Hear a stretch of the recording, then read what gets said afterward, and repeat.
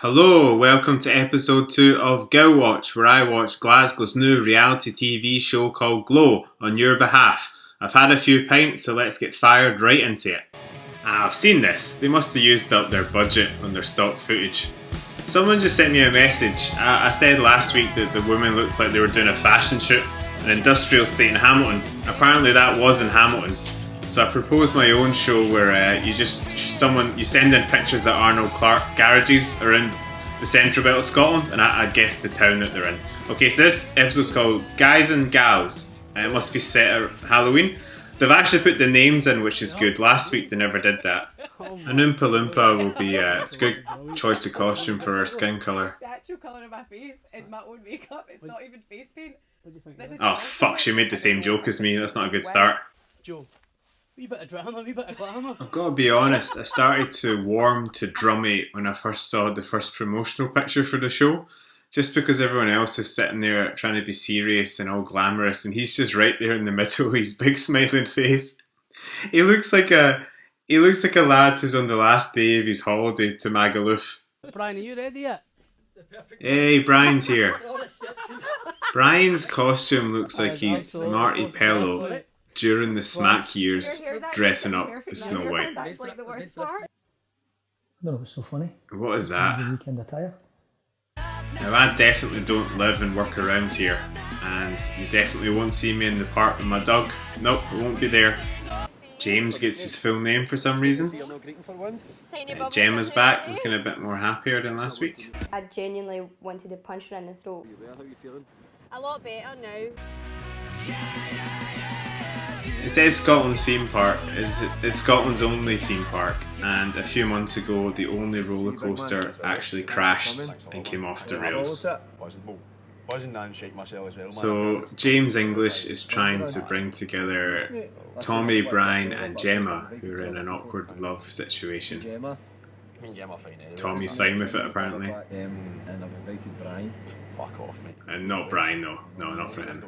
I was also hoping Tommy would be a bit of a posh bastard. He really has that look about him. But like everyone else in the show, he's actually quite Glaswegian. And so because he's not posh, I can't really stick the boot in or get as angry as I want to.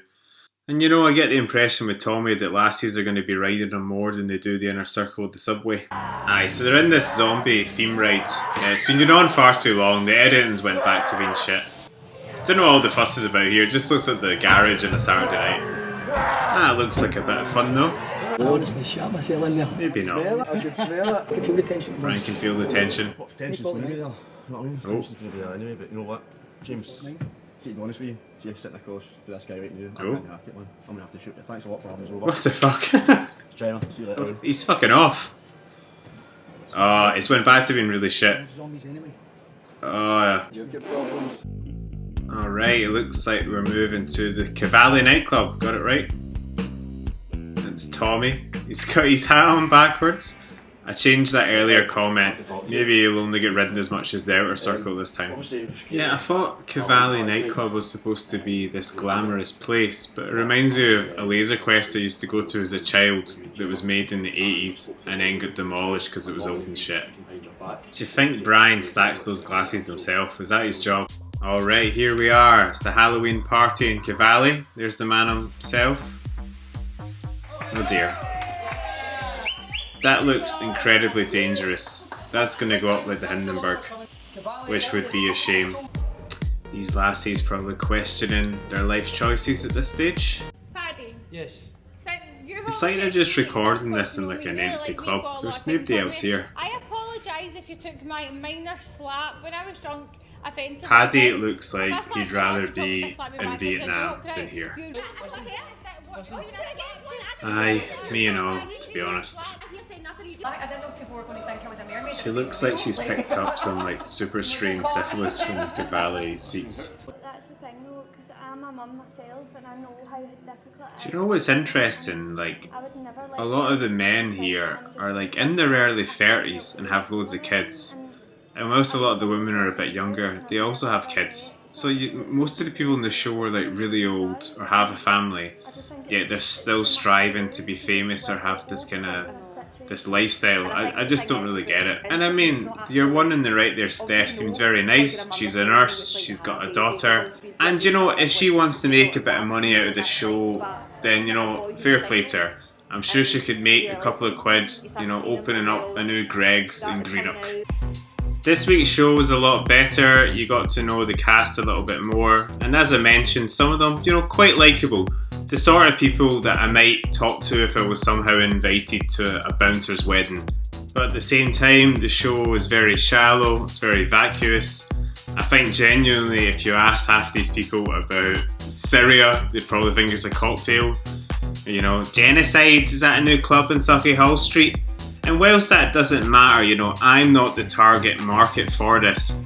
They've made the mistake of promoting it like one of these other shows. And you know, it wasn't just me who took offence almost to this promotional work. It seems a lot of people in the city, from all aspects of life, had the same thing. It's a peculiar city, Glasgow. I think when you misrepresent the city the way it is, you're going to get that backlash from people. You know, hell hath no fury like a Glaswegian scunnered. And you know, I think none of us really appreciate how hard it is to create something these days and to put it out there. We're all just these armchair critic arseholes. Everyone wants the content, they want it now, it has to be perfect. They're trying to promote the city, they're trying to promote all these local bands. So I guess there's some positive aspects there, and other people I can see enjoying the show. And saying all that, it really is a pile of pish. East Kilbride, Motherwell, Greenock,